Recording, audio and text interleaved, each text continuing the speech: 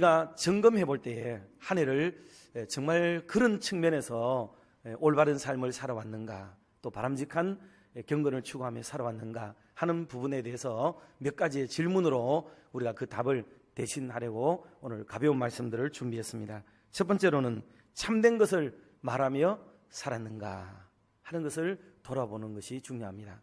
에베소서는 명확하게 옛사람과 새사람에 대한 돌이킴을 얘기하고 있어요. 그런 면에서 이 에베소서에는 옛사람과 새사람에 대한 부분들, 하나의 변곡점을 지난 삶을 이야기하고 있는데, 그 중에 오늘 본문의 내용은 핵심이라고 볼 수가 있는 말씀들입니다. 그래서 그 첫 번째로 제시를 하고 있는 게 참된 것을 말하면서 살아왔는가 하는 거예요.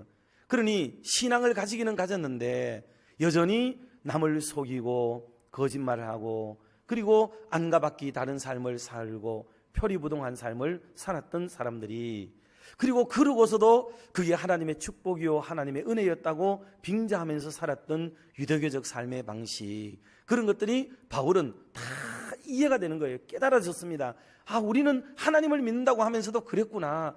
25절 말씀 한 번 더 우리 같이 합독해 보도록 하겠습니다.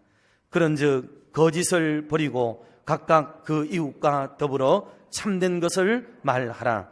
이는 우리가 서로 지체가 됨이라. 아멘. 여러분, 내 몸이 지금 나쁜 데로 가고 있어요. 근데 팔을 잘라놓고 갈 수가 있냐고요? 다리를 잘라놓고 갈 수가 있습니까? 안 되잖아요. 지체니까 따라다니게 되는 거죠.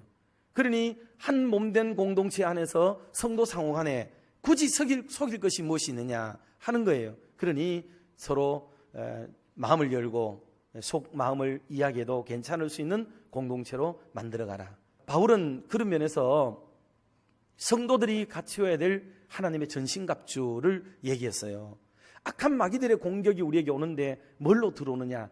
진실이냐 가짜냐? 이걸 가지고 막 공격해 들어오거든요. 때문에 성도들이 무장해야 되는 무장 중에 제일 첫 번째가 뭐냐? 진리의 허리띠. 여러분, 이게 가장 첫 번째입니다.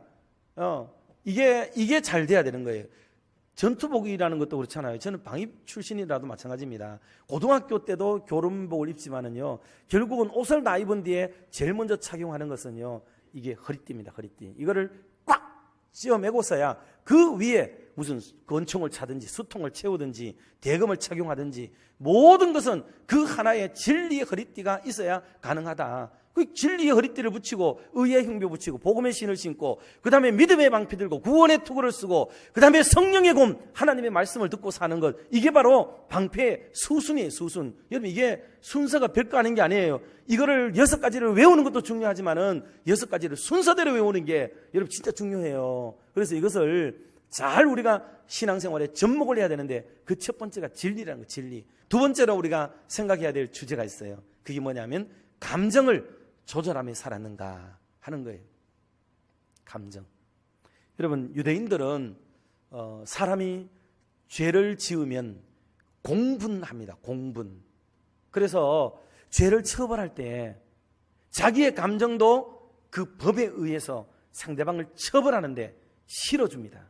그런데 기독교인들은 그러면 안 된다는 거죠. 기독교인들은, 유대인들은 그런 식으로 사람을 죽이기를 부끄럽기지도 두려워하지도 않았습니다. 마땅히 여기게 되는 거죠. 마땅히 여기게 됩니다. 그런 짓을 했으니 그런 대접을 받아도 괜찮아 라고 생각이 되는 거예요. 근데 여러분들 어떨 때 어떤 사람이 어떤 잘못을 저질렀는데 벌을 받는 걸 보면서 아이고 지나치다, 사람이 아무리 잘못해도 저래 하는 건 아닌데, 이런 마음들 혹 드셨어요?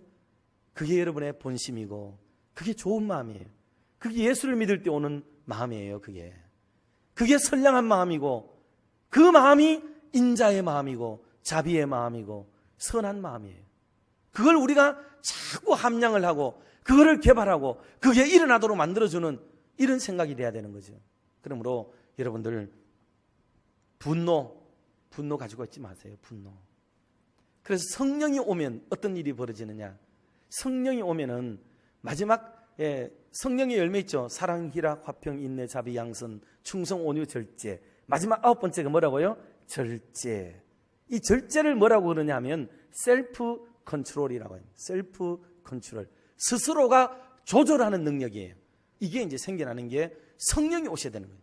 성령이 오지 않으면은 사람의 감정은 불가능하다.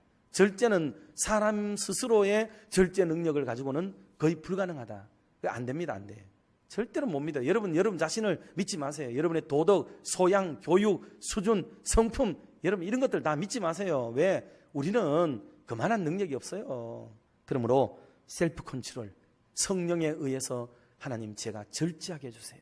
선한 일에도 절제가 필요할 때가 있어요. 그러나 악한 일에는 더더욱 절제하고 초반에 탁 그거를 제압하고 잡아내지 않으면 감당할 수 없는 여러 가지 일들이 발생할 수 있다 하는 겁니다. 이거는 전적으로 거룩과 직결되어지고 있고 옛사람의 삶과 새사람의 삶에서 더듬어 보아야 될 아주 중요한 내용 중에 하나가 분노를 조절하고 있는가 하는 것입니다. 세 번째로 우리가 생각할 것은 선한 일을 하였는가 하는 거예요.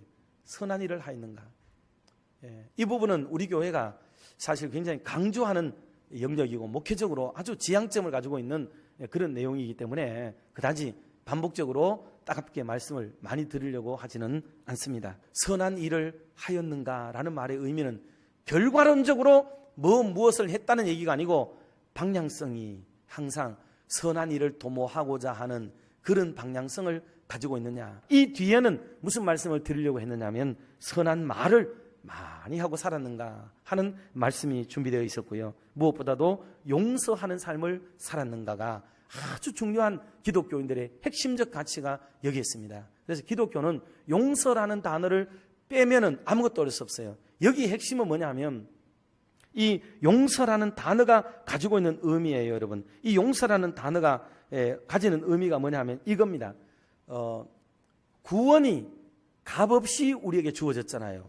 구원을 위해서 인간이 할 수 있는 게 아무것도 없었지요. 그러는 것처럼 용서라는 단어도 구원에 이르는 단어와 같은 맥락에서 쓰는 그런 단어를 써요. 그렇게 해서 값없이 은혜로 베풀어 주는 것, 이게 용서예요.